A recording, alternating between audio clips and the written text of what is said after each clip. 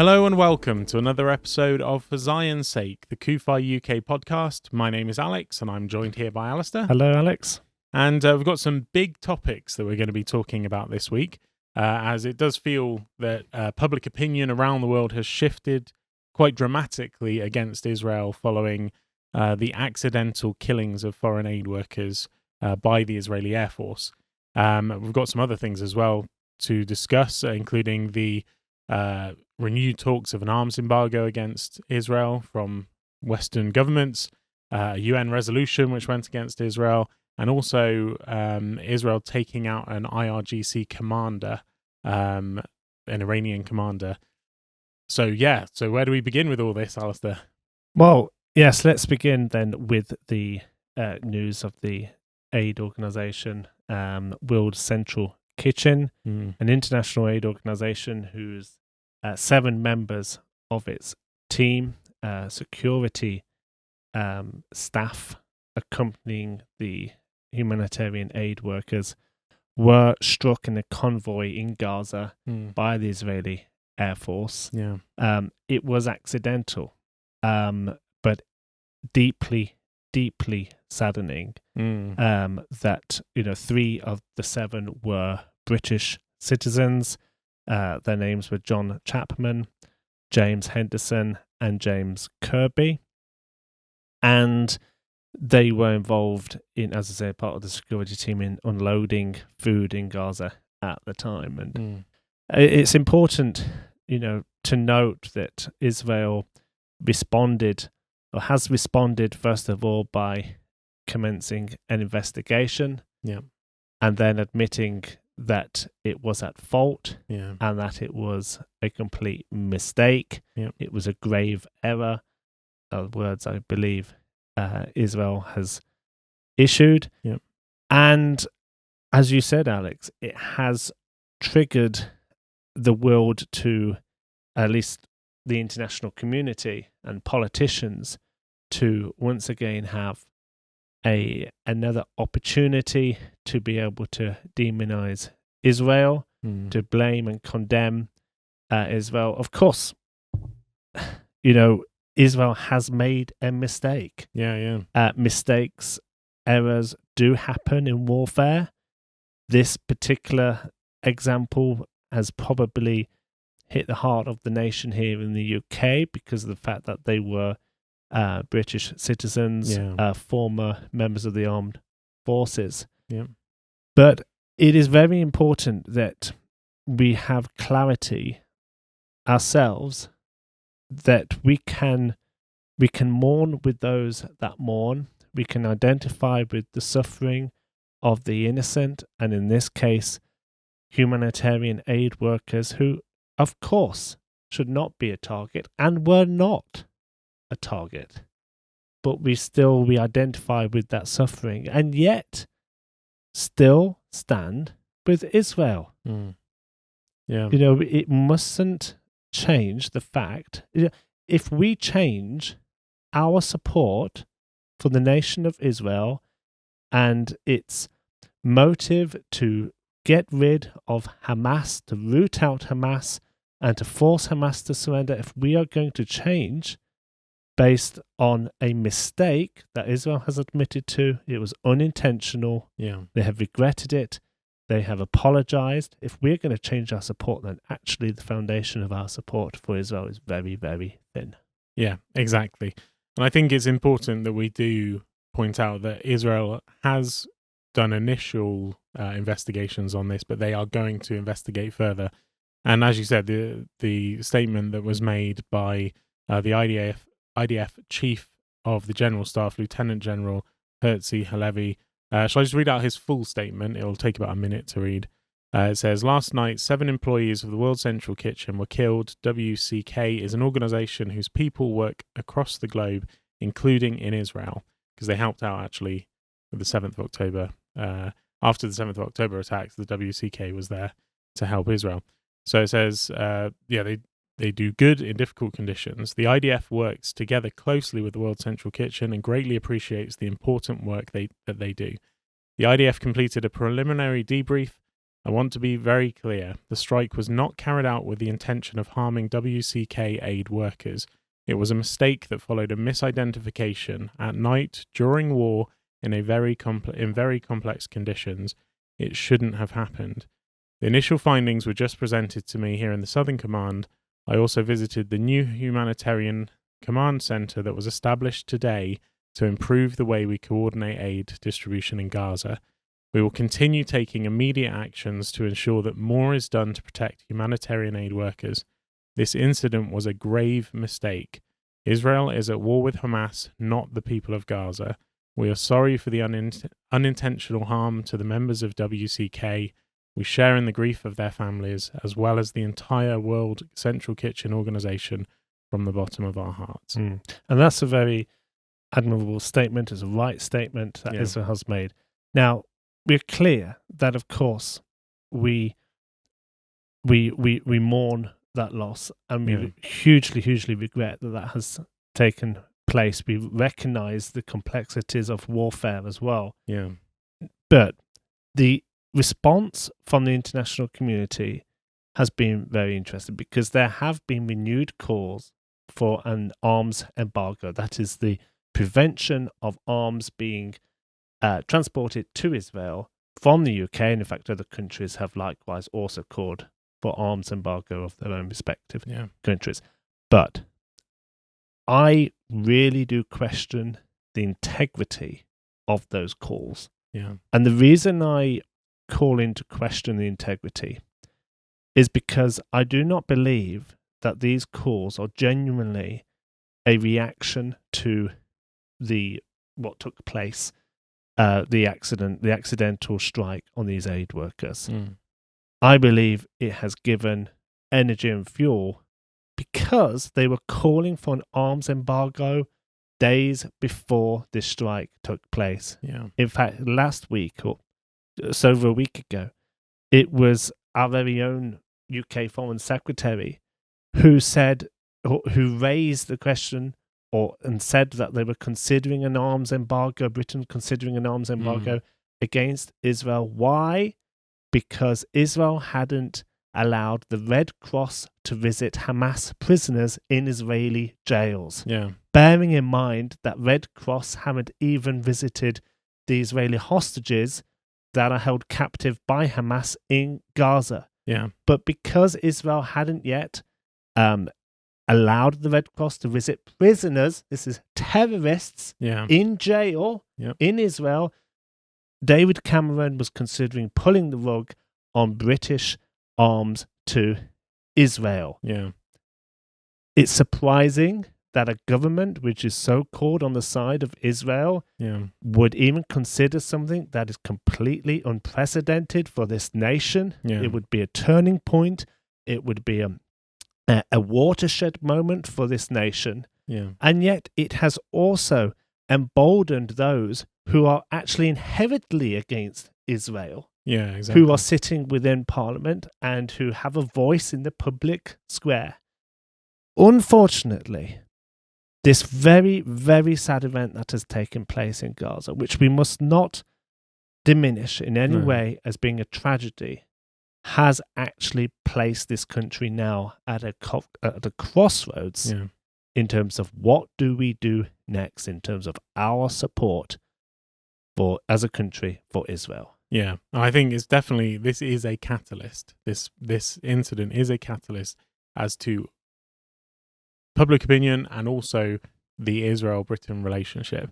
And I think this is the thing. I mean, for me, when David Cameron the foreign minister announced that, or made a suggestion that there could be an arms embargo, this is around the time when Canada actually did an arms embargo against Israel. So Canada did this before this incident because of the propaganda that is there, that is so strong against Israel. And we have to recognize this, that there is a massive propaganda machine that is attacking Israel on every level. Yes. And so when an incident like this happens, it is amplified massively compared to other incidents that happen around the world. Incidents like this, where aid workers are killed, are unfortunately a tragic result of war. War is brutal and horrible. Like, none of us want war. And our own forces have accidentally killed various civilians and different groups because they've misidentified them as being a threat or whatever the situation may be. And there are some examples, and I'll go into that in a bit later, but I want people to understand that war is brutal and it is bloody, and, you know, our own army, our own military has made mistakes in the past. And what the difference is, I think, with Israel is when a country makes a mistake, like say, for example, the UK makes a mistake, accidentally kills some civilians, the whole world doesn't suddenly say the UK is evil and the UK is trying to kill everyone and they're committing genocide and all this stuff. When it comes to Israel, I mean, let's put this in perspective, right? This was, you know, Israel have hundreds of thousands of troops, several thousand troops operating at any time in the Gaza Strip, different UAVs, all these different things. They're trying to coordinate because there's been all these, you know, people have said, well, they were in communication. The WCK were in communication with the IDF. Well, they were, but there's thousands of moving parts there. They're not going to know every single time, you know, someone's moving and all the rest of it in this very narrow strip of land, which is densely populated and all the rest of it. There was a decision made by a commander or a lieutenant or somebody saying, this is a threat, take them out. You know, there's probably only a few people that were involved in that decision. This wasn't a top-down decision from the IDF saying, right, from now on, any vehicle that moves, we take out. And you know what I'm saying? And of course, Israel would have, you know, if even the prospect of striking and killing international aid workers was a prospect, like Israel wouldn't have even dreamt of thinking that was even a legitimate target, let alone the optics of what it would appear to the world, as has actually been fulfilled. Yeah. But they would not have premeditated that in any way. Exactly, and it's not part of their policy. It's not part of the Israeli way of doing things. No. And I mean, there's a lot of evidence where, you know, when there are children nearby, Israel will refuse to strike, even though under the sort of the rules of international, the rules of engagement, rules of warfare, you know, there is the sort of capacity for collateral damage with civilians things. Obviously, this was a different scenario. This was a misidentification. They thought they were terrorists and they they struck them thinking they were terrorists. That's the difference. Yeah. So all I'm trying to say is that this isn't a government policy. This isn't a policy of Israel. And the numbers back that up. Because if Israel... These are the claims that people make against Israel, that they're just killing people on site, killing anyone that they see, just mowing down Palestinians, mowing down aid workers, all these things. This is just not the case. And the facts back that up by the fact that in a worst case scenario, the ratio of deaths in Gaza is 2 civilians for every 1 combatant. And that just proves actually that Israel is being extremely careful when it is striking targets. Yes. Because the UK and US forces in Iraq and Afghanistan killed on average 4.5 civilians for every 1 terrorist in Iraq and Afghanistan. And what I'm trying to say is the wars there were not categorized as genocides or massacres, and the whole world, well, some of the world did actually turn against the UK and America in those instances. But, you know, we weren't then saying, oh, the UK are all evil and, no. You know, do you know what I'm saying? And also, I mean, that Israel's strategy is and Israel's ethos is completely different to that of Hamas. Yeah. And, you know, you just can't help but see that when it comes to public opinion, there is far more hatred towards Israel than there is hatred towards Hamas. Yeah, exactly. And that's being demonstrated, isn't it? Exactly. And I think what you're saying there, one of these things, like when we read the news, this is what it felt like for me. It felt like a gut punch. Because the thing is, we do hold Israel to a high standard. We believe that Israel is a moral good in this world and that the IDF are the most moral army in the world. But even the most moral army in the world can make mistakes like this. And I think what you said there hit the nail on the head. When Israel accidentally kills civilians or kills aid workers, it rightfully holds itself to account. When Hamas kills its own civilians, rightly or wrongly, like sometimes they've targeted their own civilians, it points the finger at Israel. When Hamas attacks Israel, it targets their civilians. Yes. It doesn't target their military. And it is this flip reverse of what happens. Like, Israel is being accused of genocide when Hamas literally attempted to carry out, or they did carry out a mini genocide. You know, it's like, it is the difference that, you know, Israel is the moral good, but it makes mistakes. Hamas is evil, and yet the world only holds Israel to account and never holds Hamas to account. No, absolutely. And it is this difference. And I want to say as well, this incident is also similar to when the 3 Israeli hostages were accidentally killed by Israel. Yeah. Israel accidentally killed 3 hostages. Israel were the ones that came out and said, we did this. They held their hands up and said, like, this is a mistake we made because this is a tragedy. We didn't want them to die. We wanted to save them. Yes. I mean, it was that was even more of a kick in the stomach, really, because it was like their whole effort was to rescue those people and they ended up killing them. I mean, again, these people, they are innocent people. In fact, they were more than that. They were heroes. You know, these were aid workers trying to give aid to innocent people. We want the Palestinian people to be fed. We want them to be looked after. We don't want them to die, but we do want Hamas to be defeated. And that's the point. Hamas are the ones who are to be held responsible for every death in Gaza. Yeah. None of this would have happened. None of this would have happened. Start the war. Yeah. And of course, in this case, the deaths of these aid workers, Israel has taken responsibility. But just think about it, that if Hamas surrendered, if Hamas released the hostages from captivity, then this war would be over in the next hour. Exactly. It would be over. I think as well, another thing we should look at is what happens when other countries make similar mistakes to this. Yeah. Because, there was just one example before. Yeah, that's fine. Yeah. Because there was another incident this week, actually, in Lebanon, and it was some UN peacekeepers. It's not exactly the same, like for like, but UN peacekeepers who were in Lebanon were wounded on a roadside bomb, and a Hezbollah spokesperson told Reuters, and it went all around the world, that Israel was to blame. Well, it actually turns out, unsurprisingly, that Hezbollah was responsible for the roadside bomb, and yet blame had been placed on Israel. Now, why do I liken it? It's because UN peacekeepers, like aid workers, are obviously, they are supposed to be a neutral party, right?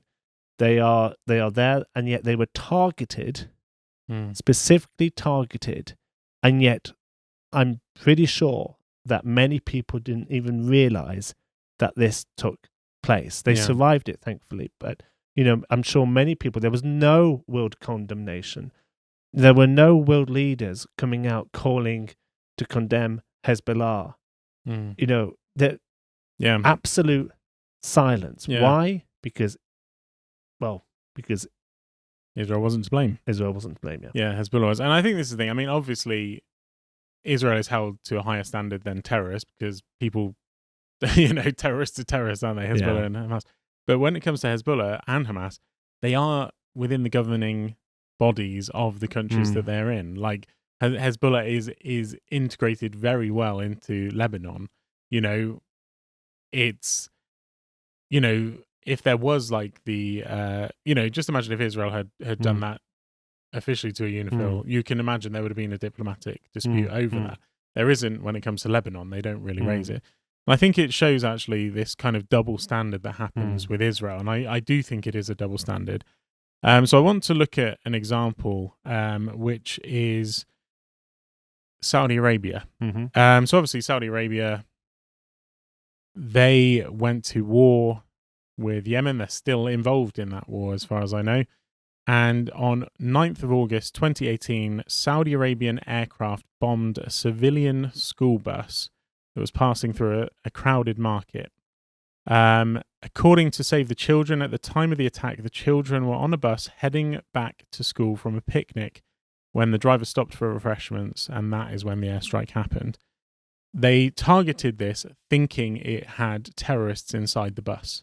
It was actually filled with children, and they killed 29 children, most of them under the age of 10, all of them under the age of 15. And they were condemned for this attack, but it didn't actually make that big news because actually during that war, these sorts of things happened all the time. There's a similar incident where the Saudi Arabian Air Force killed around 20 people, including the bride, at a wedding when they targeted the wedding incorrectly, thinking that it was a terrorist incident. There's a similar actual incident from 2004 in Iraq where US forces bombed a wedding and killed the bride and around 40 people because they fired guns in the air, basically a celebration for a wedding. The US thought they were then under attack, bombed this, and basically killed innocent people. The US has never apologized for that. They claimed they were under fire, therefore their soldiers acted, rightly. Basically, these things happen in wars, different scenarios and things. But when you look at the Saudi Arabia incident, and I'll just give a few more stats here. So Saudi Arabian forces carried out more than 25,000 air raids, with only 32% of them being identified as military targets. So think about that. They were literally just dropping bombs here, there, and everywhere on civilians. The world didn't care. No. Because it was Yemen. It was Saudi Arabia. It was no arms embargo? No. And this is the interesting thing. So I'll just say a couple more things before I get to the interesting thing. So just to point out, almost all of the weaponry used by these 25,000 air raids were provided by the US and the UK. For example, the school bus that was bombed, where all the children died, it was US Lockheed Martin bombs that were involved there. And so as a result of that, Jeremy Hunt, who was the foreign secretary, I should say, at the time of this bombing in 2018, so it's just a few years ago, he was asked if there would be an arms embargo against Saudi Arabia because of the fact that UK and US weapons were being used to kill civilians. Yeah. And his response was that we are partners with Saudi Arabia in fighting Islamist extremism, and our relationship with Saudi Arabia means that we stop bombs going off on the streets of Britain. So basically, they were fighting the Houthis, and Britain supports their fight against the Houthis, similar to how Britain is an ally of Israel fighting against Hamas, and we're trying to stop, Hamas terrorism because Hamas hates us as much as they hate Israel. He was then asked about the arms embargo, and he said that he would talk about this incident with his counterparts, the US and Saudi Arabia, but he said he would do so whilst respecting that they are allies, and so we will have these discussions, but very often they will be frank discussions in private rather than megaphone diplomacy. So just think about that. That's his quote. Yes. Yeah, frank discussions in private rather than megaphone diplomacy. So this is the foreign minister who has been presented with evidence that civilians are being killed with British and American weapons, and his response is, we'll talk about it in private. That's the foreign secretary. Foreign secretary, yeah. Of the UK. And yet when it's this incident, it's like out in the open, everyone condemning it, the whole world looking at it. I mean, so they're basically using megaphone. They're using megaphone diplomacy, yeah. Right now. Yeah. And because it's Israel. Yeah, because it's Israel. But there's also something different about this, because with the Yemen War, I mean, if we look at the stats of that war, there were over 377,000 people that died. Over 10 times more people died in the Yemen War because of Saudi Arabia's actions, because of coalition forces basically against the Houthis. And obviously the actions of the Houthis, a terrorist group. Over 377,000, that's the minimum, so it's more likely to be around 450,000. 85,000 children starved to death during that time. So there's another difference. Yemen has a coastline that is connected to the Indian Ocean and to the Red Sea, and it has over 1,000 miles of coastline. Gaza has 40 miles of coastline. The world reacted to Gaza by creating a maritime tunnel to bring in food aid to Gaza, which is a good thing. We don't want the Palestinians to be starving. And yet, the world didn't even care when it came to Yemen, to the point where 85,000 children and many more adults, died from starvation alone, when there was over 1,000 miles of coastline, which they could have at any time created a border. And bearing in mind, in 2018, when this strike happened, the United Nations were warning that 22 million people, or 80% of Yemen's population, were in need of humanitarian aid and were in desperate need of feeding, basically. And so this all happened between 2015 and 2018.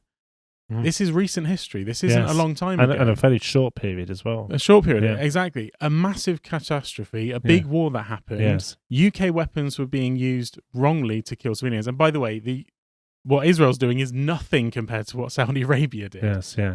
Absolutely. Not. It's a completely... Yeah, you hear some of the politicians right now who are saying, we don't want... it would have been... I can't remember the exact quote, but I think it was the Lib Dem leader who was remorseful, should a British arms have been used in the strike on those aid workers. This very sort of hyperbole and language, which is really underneath it. There is a real attitude, anti-Israel attitude, which is driving it. Yeah, it's propaganda. Yeah, and this is the thing. It's like they will use this. It's like inflammatory language. It's like it's trying to pull every single heartstring and moral string that they have, because they're trying to convince people to hate Israel or to go against Israel because they have a hatred of Israel. And so all I'm trying to say with all this is, look at Yemen. Look at that situation there. 85,000 children starved to death, and the world probably doesn't even know about it. Some of these facts I'm saying, and these are like verifiable facts. I can provide all the links to all the articles, UN reports, everything. This is verifiable information, and yet the world hardly even knows about it. There was no protests on the streets. In fact, during this time, there were protests of tens of thousands of people on the streets when there was another flare-up between Israel and Gaza, yet there was nothing about the Houthis, Yemen, and Saudi Arabia. And so we have all these things when it comes to Israel, and yet other things are... Can I tell you why I think it is? Yeah, you can tell me why, yeah. I think this is because, I know we say this is a spiritual matter, but I think this is because it involves the Jewish nation. Yeah. And deep down, it is anti-Semitic. Yeah. And it is a double standard. Yes. And as the IHRA definition of anti-Semitism states, that when Israel is treated differently to other nations, it is anti-Semitic. And sometimes, like I said earlier in the podcast, we do hold Israel to a high standard because we do believe that Israel is a moral good in this world. The problem is, when politicians hold Israel to that high standard, they make the excuse that we hold our friends to high standards. They don't do it for the same reason. But yeah, we do it automatically because it's like someone who we're close to, who we love and admire. Yeah. We hold them to a standard, not forcefully, but we do so almost because of our connection. We hold it, and it's also automatic. Whereas the politicians do so not because they have that love and affection and connection. Yeah, they do so because they are holding them to a different standard in a unjustifiable way. Yeah, exactly. It's kind of like with your children, right? Yeah. Like you help them to grow by, sometimes you have to reprimand them. Sometimes you have to challenge them to help them to be better at something they're doing, because they can be better at that, or they can do something. It's like you're not doing it because you hate them or you don't love them. You're doing it because you love them. You want them to grow. You want them to be...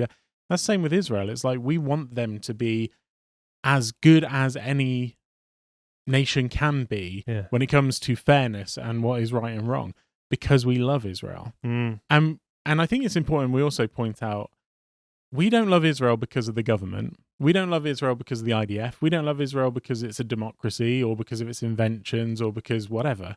Or it's cherry tomatoes. It's cherry tomatoes, yeah, exactly. We love Israel because it is the land that God said belongs to the Jewish people. Amen. And God said, I love these people. I love this land. And he, you know, I'm going to think of loads of scriptures now, but it's like, you know, he placed his name there. He said that he would bless the people, that I will bless those who bless you, and curse those who curse you. God wanted his plans and purposes to be fulfilled throughout that land. Absolutely. And we read that throughout the Bible. Absolutely. Jesus himself was born there, lived there, ministered there, died there for our sins. Rose again there. Returning there. And he will return there. Amen. And so, like, we're not like Christians United for Netanyahu or Christians United for the IDF. No, that's another organization. Yeah. But we are Christians United for Israel. Amen. Because we believe it is the place where God has called for many things to happen. Amen. And you know in the Bible that every time that God did reprimand Israel, he did so without negating his covenant of love towards the people who he had chose, who had set apart, and with whom he commissioned and he promised, you know, an everlasting covenant, an everlasting relationship. And so that reprimand, like you were saying, with the children, it is there. It's unwavering. Yeah, exactly. Right? It's unwavering. Whereas when God reprimanded Israel's enemies, he did so to a different standard because of their treatment of Israel and the Jewish people. Yeah. And no matter how many mistakes Israel made, it never once changed the standard that God placed upon the enemies of Israel. I know. Every single time. Never once. So we have to remember that when we are looking at the broader picture, and in this situation when I know it's a mistake of a different form, but a mistake in this particular way that the world is condemning, I mean, the world has lost it in terms of condemning Israel for this situation, that we never, ever give any foothold for the enemy to attack and to demonize Israel. And the big problem is that if we do not retain a solid support for the nation of Israel, we actually do Israel's enemies a big favor. Yeah. So we have to continue to be strong about that. It is worrying when countries like Britain say we support Israel's right to defend itself, and yet at the same time say, but, you know, we expect this, expect the other, and an arms embargo, you know, is a possibility. Yeah. That is not how you treat an ally. No. And one of the real concerns as a country is that imagine if Israel was to reciprocate an arms embargo against Britain, which actually it would legitimately be able to do, and I probably wouldn't blame it if it did so. It would affect 2.7% of UK's defence systems, equipments, imports, armoured vehicles, defence systems, etc., etc. And it would also impact the intelligence sharing that Israel provides the UK and vice versa. What I'm trying to say is, like, there is more to this picture. Yeah. The fact that Britain needs to really, really consider what it does now, or what it does not do. And as Christians, going back to the spiritual, as Christians, we must not waver. We must pray for Israel. We must pray that they will make the right judgments, make the right decisions. But we will never, ever stop praying for the peace of Jerusalem. We will never, ever stop blessing Israel. Yeah. And we will never, ever stop supporting the nation which God loves, God has chosen, and which God has called us as Christians to be right about. Yeah, amen.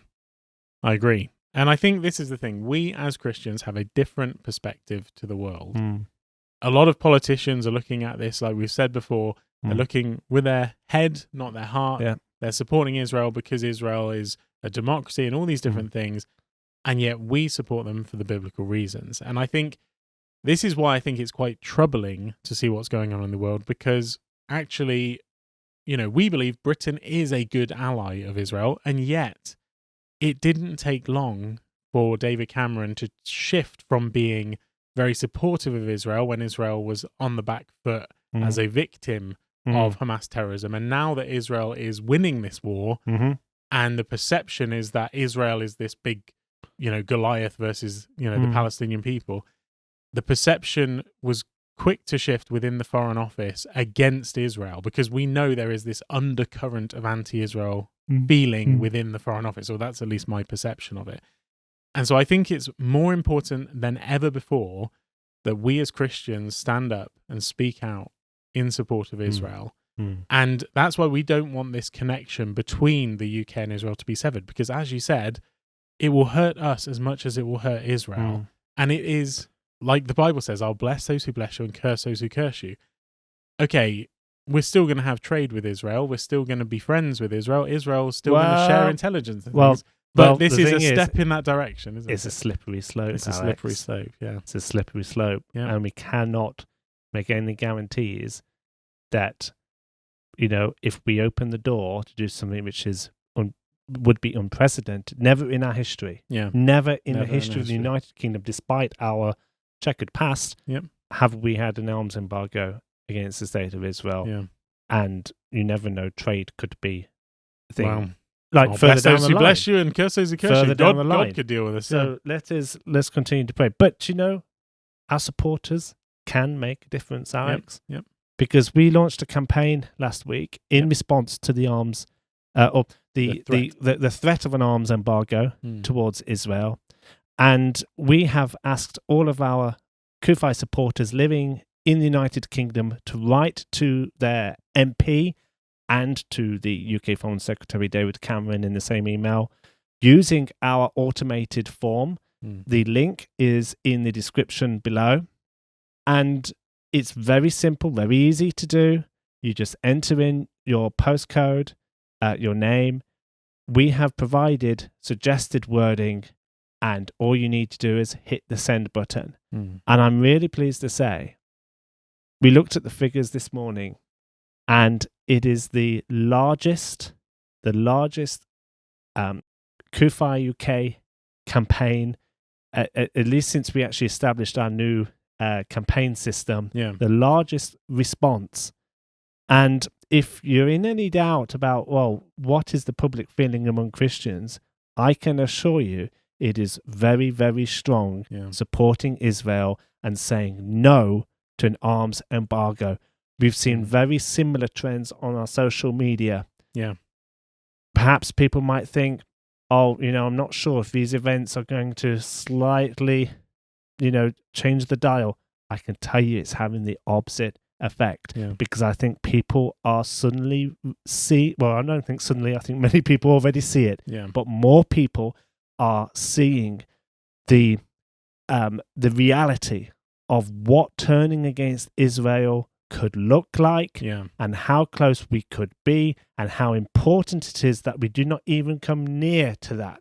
Let's pray that through our efforts, it will have a positive response, that all of our concerns that we've shared during this podcast are allayed, and that actually we will make a strong stand for Israel. But Christians, we have a role to play. We have a voice, and we have a parliament which is divided on this issue. We need to make sure that the truth is heard. Our wording is really reinforcing that Britain has a legitimate and a moral part to play in equipping Israel to defend its civilians against terrorism and to free the hostages. That is what it is about. Israel is not fighting Gaza. It's not fighting the Palestinians. It is fighting Hamas.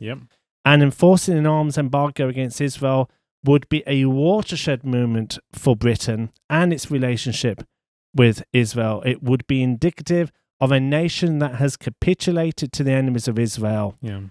We must not let it happen.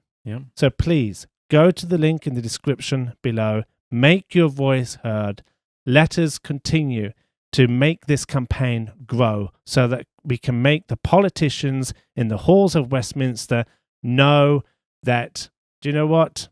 All those thousands of people who are gathering in the streets on Saturday, venting their anger against Israel, showing their support for Hamas on the wrong side of history. Yep. And we might be fewer in number, but it is far, far better to stand with the truth and to do what is right. Yep. And we need to pray that our politicians will follow that course. So thank you for your support, and thank you to all of those who have already contributed. Yeah. And there are other ways to support Christians United for Israel, to help us to make a strong stand for Israel in this nation. And one of those ways is by giving generously towards the work of CUFI by making a donation. That donation can be of any amount, and it is greatly appreciated at this time as we look to the horizon and we consider what can we do to play our part in ensuring that Britain stands with Israel. Yeah. There are lots of things that we are involved in, including campaigns such as this, producing resources like what we have shared already with the Torch magazine. But we do need your help. Yep. So please, to make a donation, go to www.cufi.org.uk/donate. And thank you for your support. Yeah, thank you. Yeah, and I think with what you were saying there, we have seen support increase as the world is getting more negative towards Israel. And yes, we do receive negative things, as we always have done, but we're also seeing so much positive responses. And I think one of the reasons why this campaign is doing so well, because we've run campaigns, immediately after the 7th of October, we ran a campaign which was actually tell the government that we stand with Israel.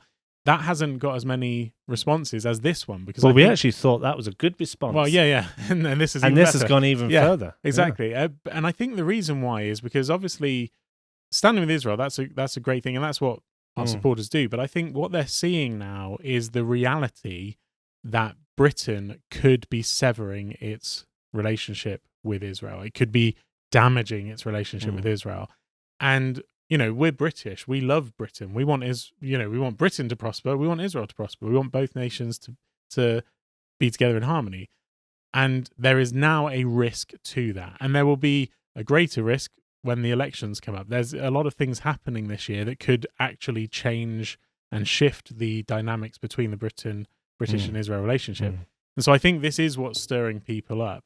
And it might seem strange that an arms embargo, most Christians are actually peaceful. We definitely, don't like war.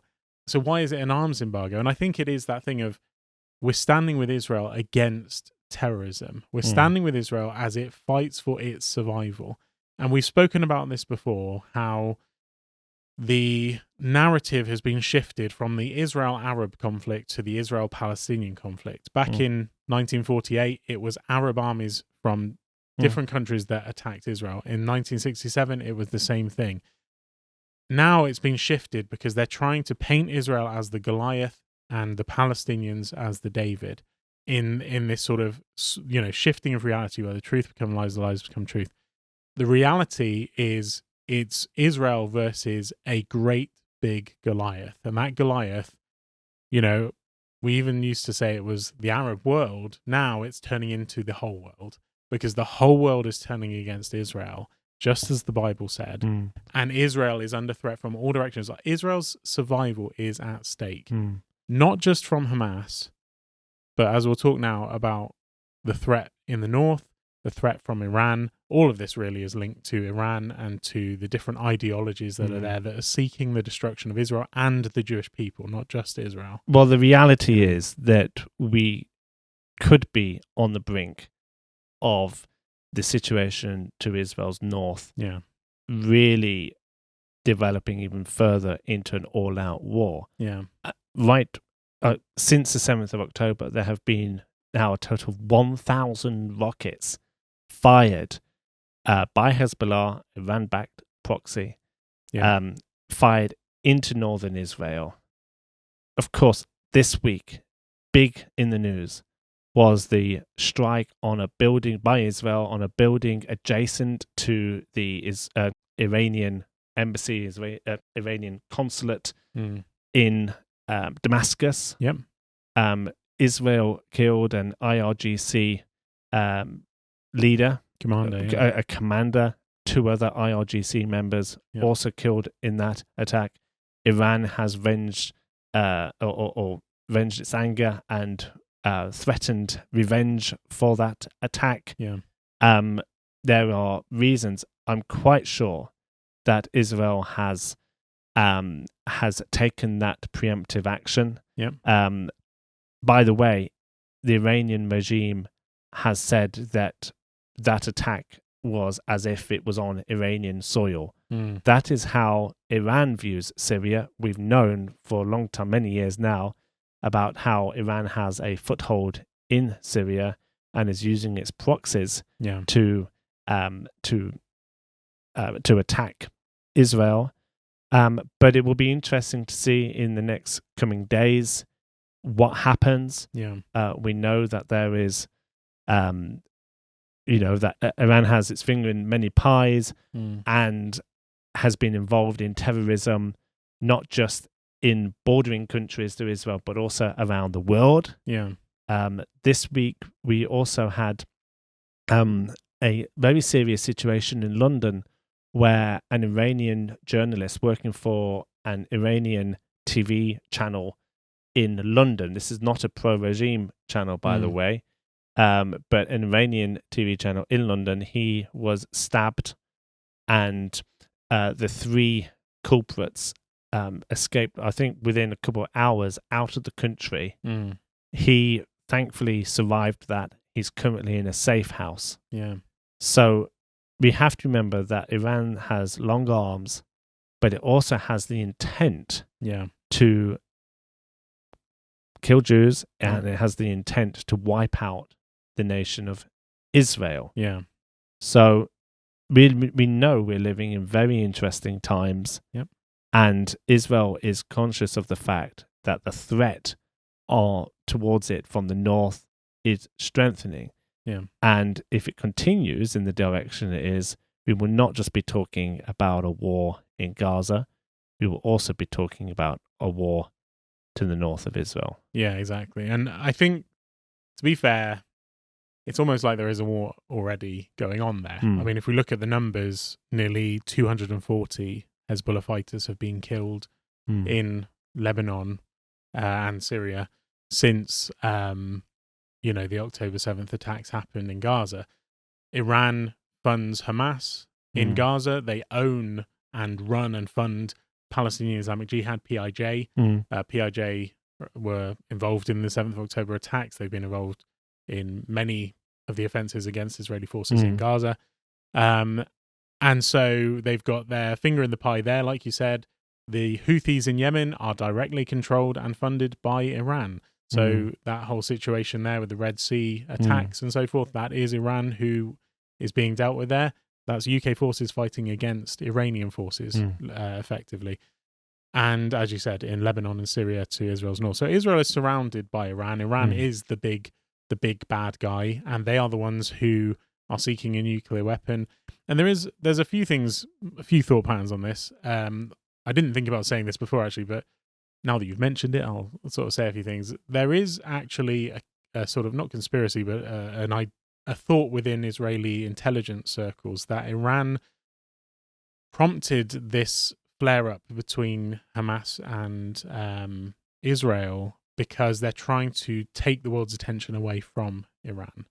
The same thing happening with Hezbollah as well in the north. And this is like an extended battle. Why didn't Hezbollah get involved initially? Why is it sort of drawing this out? And it might be because they're trying to distract from what they're trying to do in the country, in Iran proper, which is build nuclear weapons. So for years now, we've had the Iran nuclear deals, the JCPOA, where the UK and America and Germany and France, I can't remember which other nations, but there's a number of nations who have put sanctions on Iran trying to stop them building nuclear weapons.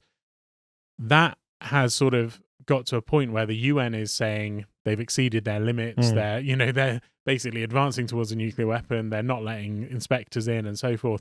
And Iran doesn't want the attention on it. So why not start a war against Israel, get the world's attention focused on Israel, whilst they then focus on that. So that's one possibility there. Yeah. We've even had Mahmoud Abbas this week saying that, not happy about Iranian interference in the Palestinian Authority. Now, that's, of course, in the so-called West Bank, Judea and Samaria. Yeah. So, I mean, Iran is involved. You always in have lots of to ways. sort of try and evaluate what is the agenda, even in him saying that. Yeah. But there is certainly things that are happening. Yeah, things that have definitely. And the other thing that was said was basically Israel has to deal with Iran in the north. So it has to deal with Hezbollah. It is likely, like I said, 240 Hezbollah fighters have been killed so far. That's almost as many as one of the wars that happened between Israel and Lebanon. And yet they're not officially at war yet, if you see what I'm saying. Yes. Well, they are really, but it's not like an all-out war. It's not an incursion into Lebanese soil or anything like that Israel's done. But Israel is likely going to have to do that. Hezbollah is a much bigger threat than Hamas is. They've got a lot more people, a lot more weaponry. It is going to be a long, drawn-out war. And Israel is now weighing up whether it has to fight that war alone because the US is weakening its support for Israel. The UK is definitely, Canada's already dropped support, all these different things. Israel is prepared, no matter what, to go at this alone because it knows it can't just sit there and be a victim. It has to deal with those trying to destroy it. And I think we saw that in the high-profile nature of, this is an IRGC commander. This was Iran's man on the ground in Syria. Well, he overran the armed forces of both Syria and Lebanon for the IRGC. This was a top commander. Yeah. They're not happy about it. Yeah. Israel, though, has clearly seen the legitimate need to take this guy out. Yeah. And it's interesting what you said about whether or not Israel will have to stand alone. Because if things continue to go in the direction that they are, let's hope that the US shifts back in support, because it's very important and we support America. The UK does as well. And the UK shift in support. Yeah. But if there was a scenario, it would be interesting that this whole situation with Gaza could be the precursor for support actually being weaker in Israel's fight in the north. Yeah. And then that's the thing. And ultimately, though, Israel understands, they have to deal with Hamas because Hamas's agenda is to wipe out Israel from the face of the earth. Yes. They have to deal with Iran for the same reason. Yes. And ultimately, they say, it doesn't matter if the whole world hates us. We'll prefer to be hated and alive than loved and dead. And also, that's literally the bottom line of it. Yes, absolutely. And Israel also is accountable to their own, the Israeli government, the Israeli armed forces, accountable to their own people for giving an assurance, for giving a guarantee that the acts of the 7th of October and the hostage taking, which has taken place and is still ongoing, let us not forget, that will not happen again. Yeah. The Israeli people, do not want to have a continued threat hanging over the nation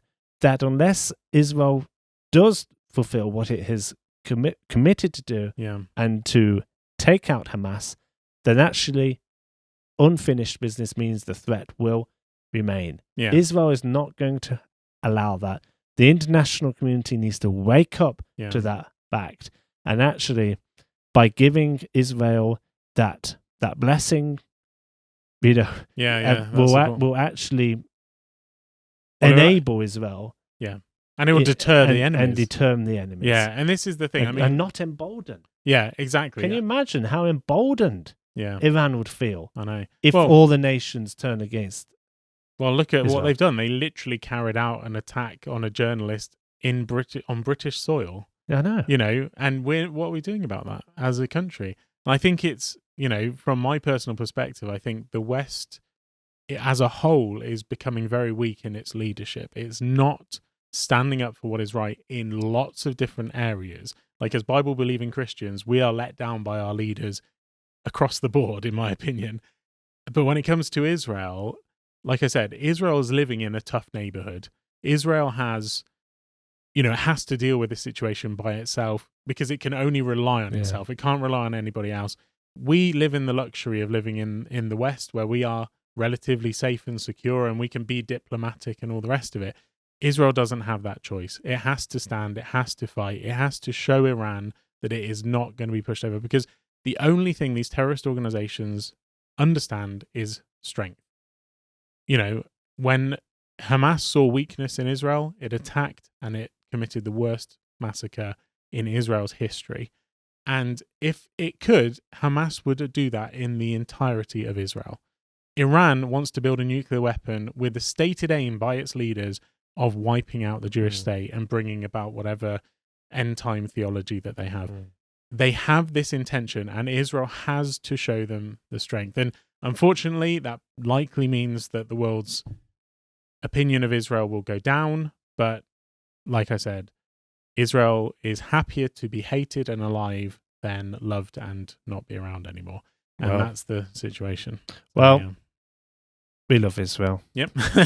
We stand with Israel. We thank you that you do too. Thank you for standing with us. Yep. It's been a good chat, Alex. These are really serious issues we've been talking about. Yeah.